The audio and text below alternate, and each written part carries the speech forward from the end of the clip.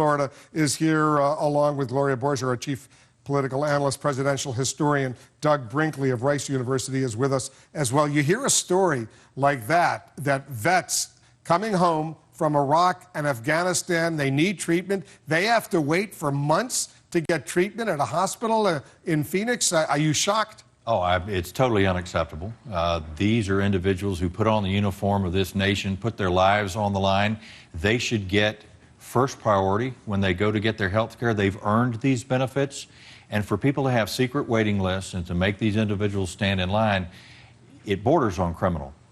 Criminal, because there are some people like Senator Blumenthal of Connecticut. He wants the FBI to investigate. Apparently, they haven't decided to do that yet. They're waiting for more information. Are you saying the FBI needs to get involved? There should be federal investigators looking at potential criminal violations? Anytime you manipulate numbers at the federal level, especially manipulate numbers that cause the deaths of individuals, I would hope the Department of Justice and especially the FBI would get involved. Tell us what happened today, because you had a hearing and you were expecting top VA officials to come and testify. Tell us what happened. We have been trying to get information from the VA. We subpoenaed them 2 weeks ago today. We told them that we needed particular information. Unfortunately, they've been less than forthcoming with that information. Last night at 2:30 in the morning, we got 3,000 emails from them in the dark of night. We had asked earlier in the evening if they would please come and explain to us why it is taking so long. We got a letter back that said we can't come because you've asked us 15 hours ahead of time. The general counsel said he would come to the Hill today at 4 o'clock, and so I canceled my flight home so that I could be here for a brief. We called him and said, you're welcome to come up for the brief, but only if it's open to the public and the press can be there.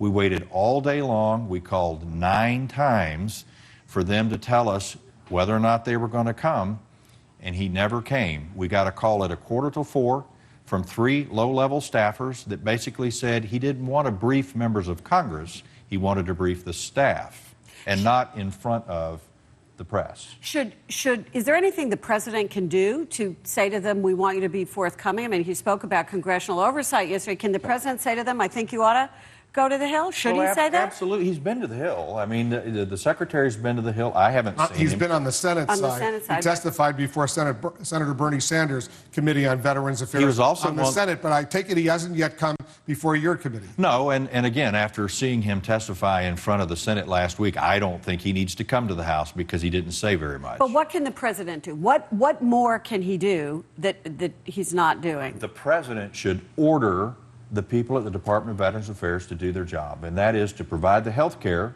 that is supposed to be given to the veterans, and then also to cooperate with Congress, and they just are not doing that. And let me ask you, you've looked at a lot of documentation. You said this morning on CNN that this is just the tip of the iceberg.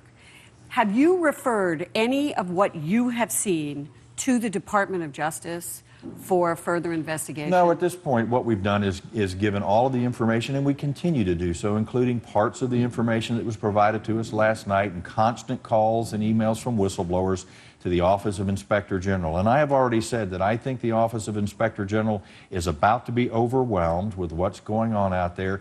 They are capable of doing a normal investigation, but we're talking about one that encompasses the entire VA system. Hold on for a moment, because I want to bring Doug Brinkley, the presidential historian, into this conversation. Doug, you studied a lot of American presidents. Take a step back, give us a big picture. This current president, President Obama, this current crisis involving the VA, how's he doing? Well, he's trying to be judicious about it, and he doesn't want to throw out the window or under the bus somebody like Mr. Shinseki, who's one of the great American heroes. So he's trying to be very cautious, but I think the president's got to up the game a little bit here. The public is angry. This has been a long problem. It's not just President Obama's problem with the VA, but I think the president needs to get a little bit tougher. I mean, all presidents like to say the buck stops here. The buck has to stop with President Obama on this, and I think the public is demanding answers faster than perhaps the White House wants to provide at this time. Congressman, you've stopped short of saying that Secretary Shinseki should leave. No, because I know the Secretary very well, and I think he's an honorable man. However, I have consistently said that his people are not serving him well. They're not providing him the truth. They're not giving him accurate numbers so that he can make the decisions necessary. And so what I've decided to do is wait until the Office of Inspector General finishes their report. But I will tell you this. Just getting rid of Secretary Shinseki is not going to solve the Drew problem. Griffin, who's investigated this more than anyone I know. Drew, I assume you have a good question or two for the congressman. Go ahead. Congressman, I've talked to you before about this, but what I'm not seeing from the president or from Shinseki is anybody stepping up to the plate and said, okay, now we know. We may not know who was involved in shredding evidence or secret lists out here in Phoenix, but we know that vets are waiting for care. How do we solve that right now? Can't we just say to every single VA in America, listen, if you've got a waiting list, tell those vets to go to a local health care, private health care, and send us the bill? And what's very disappointing is they have the ability to do that already, Drew. There is in law today the ability for the Department of Veterans Affairs to send veterans out into the private market through fee-basis care and to have them stand in line and wait just so they can keep their numbers up inside particular VA facilities is wrong. The veterans need to get the care when they need it and where they need it. Is the president right now, Gloria, I want you to weigh in on this, is the president of the United States doing what he should be doing to reassure veterans, their families, the American public that he's on top of this? Because he came out yesterday, we all saw him make an impassioned statement. You know, this is the president's MO. I mean, you know, he is no drama Obama, as we've said all along. During the BP oil spill, people were saying, where's the outrage? I think there are people saying this about him in this particular case. He's called for accountability.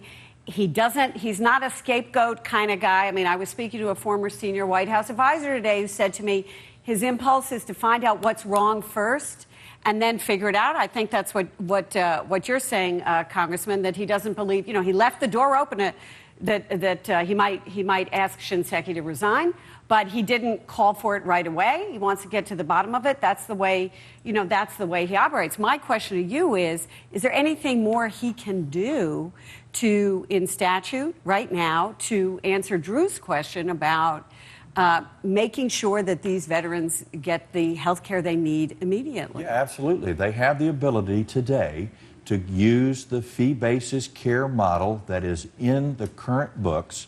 VA won't do that because they see that as taking money out of their budget, out of the VA budget. It's not the VA's. They're a pass-through. It's the taxpayers' money paying for the veterans to get their health care. All right. You say this is the tip of the iceberg. You want to give us what you fear most? Well, you know, what I fear most is you're going to find this in the vast majority of facilities that exist out there today. And again, we're talking about veterans' health care.